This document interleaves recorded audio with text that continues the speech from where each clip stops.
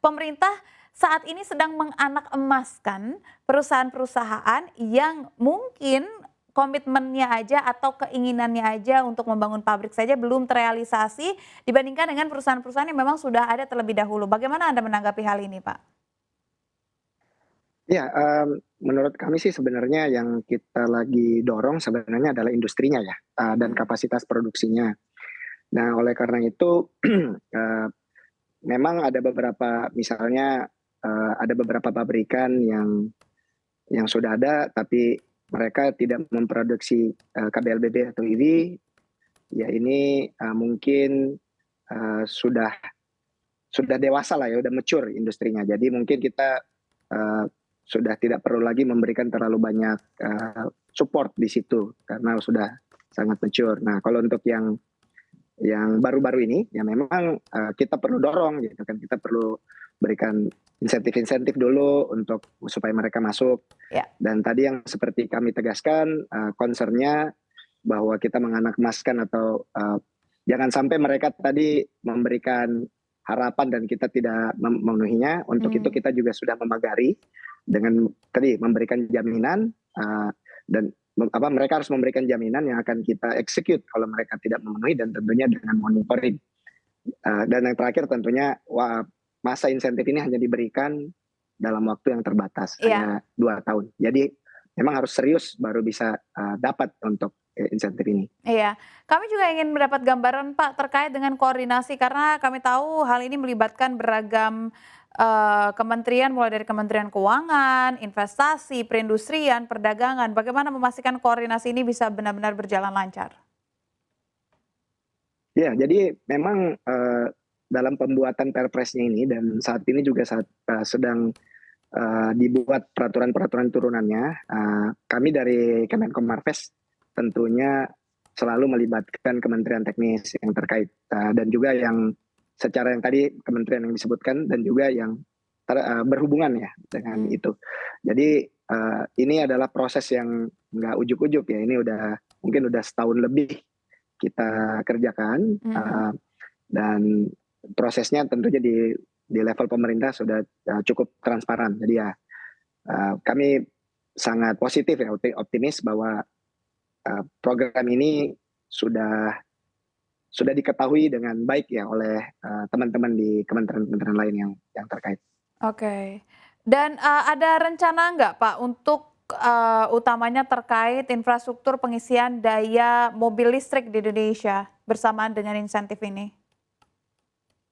Oh ya tentunya, jadi begini, kalau kita lihat kan tadi, untuk menciptakan suatu ekosistem yang baik, selain harganya terjangkau, produknya banyak gitu kan, kita juga perlu, buat ekosistem. Jadi untuk EV ini tentunya charging, baterainya, supply chain-nya dan sebagainya gitu.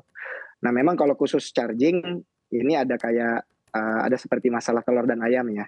Jadi sudah ada cukup, banyak juga infrastruktur atau charging station yang dibuat, mereka bilang masih sepi gitu kan. Jadi sekarang kita sudah, buat beberapa policy dan ini sudah ada beberapa produk yang masuk juga, selanjutnya akan kita, eee, kerjakan juga, kita akan review. Di Perpresnya itu sebenarnya sudah ada payungnya Mmm. untuk, membuat ya memberikan insentif lah kepada infrastruktur dan ekosistem secara umum.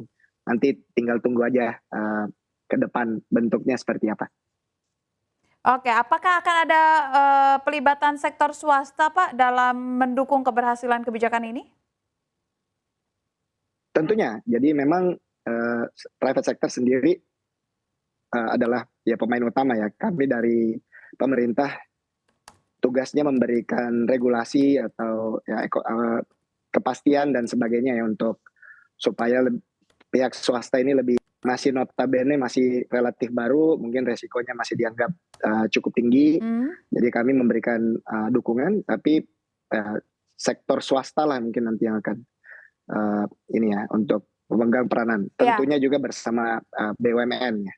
Iya, keterlibatannya bentuknya seperti apa, Pak? Keterlibatan dari pihak swasta ini dan apakah ada sektor-sektor tertentu yang akan diutamakan atau general saja, Pak? Kalau dari sisi supply chain sebenarnya ini semuanya swasta ya.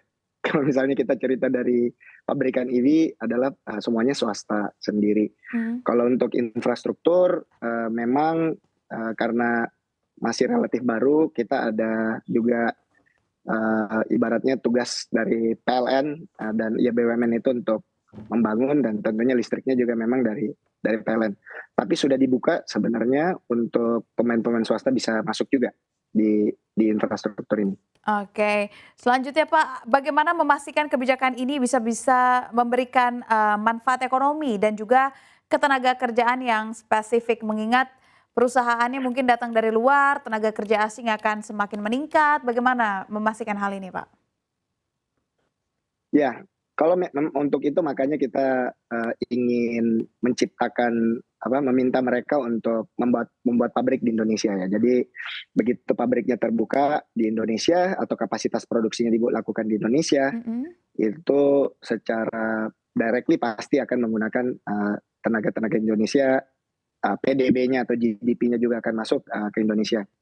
Saat ini kita juga lagi berdiskusi dengan pabrikan ini untuk menanyakan kepada mereka tentang transfer of technology. Ya, Intinya seperti apa skill sets yang mereka butuhkan untuk melanjutkan industri ini, karena kita akan menaikkan TKDN-nya dari waktu ke waktu ya secara periodik. Jadi dia bukan hanya bikin perakitan, tapi nanti IKD juga, nanti ke depan harus pakai baterainya juga dari sini dan sebagainya, dan itu butuh talent-talent dari dalam negeri. domestik yang saat ini kita perlu educate ya, kita perlu bangun skillnya untuk supaya sesuai untuk ke depan. Baik Pak, untuk menutup diskusi kita, hal menarik yang juga eh, menarik untuk dibahas adalah terkait penjualan motor listrik Pak, juga kurang menggairahkan padahal insentif juga sudah diberikan bahkan keluar lebih dahulu daripada mobil-mobil ataupun kendaraan lainnya. Bagaimana Pak strategi pemerintah untuk bisa meningkatkan penjualan motor listrik?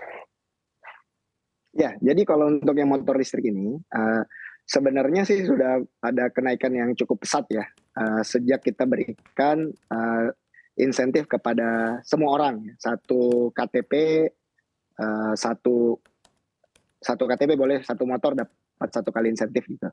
Nah ini yang nanti kan kita review kembali di tahun depan, karena memang kenaikannya ini dari jumlah insentifnya sebenarnya sudah cukup menarik. Nanti kita akan lihat lagi apalagi yang perlu kita dorong, misalnya baterai swapnya atau chargingnya dan sebagainya. Jadi kita sih juga cukup optimis melihat progresnya. Tapi dalam tahun ini memang ini mungkin tahun belajar kita ya. Ada beberapa policy yang kita keluarkan, waktunya, dan bagaimana masyarakat juga dan industri juga perlu mempelajari bagaimana menerima atau memanfaatkan insentif ini dari pemerintah. Kalau Oke. tahun depan insya Allah akan lebih baik.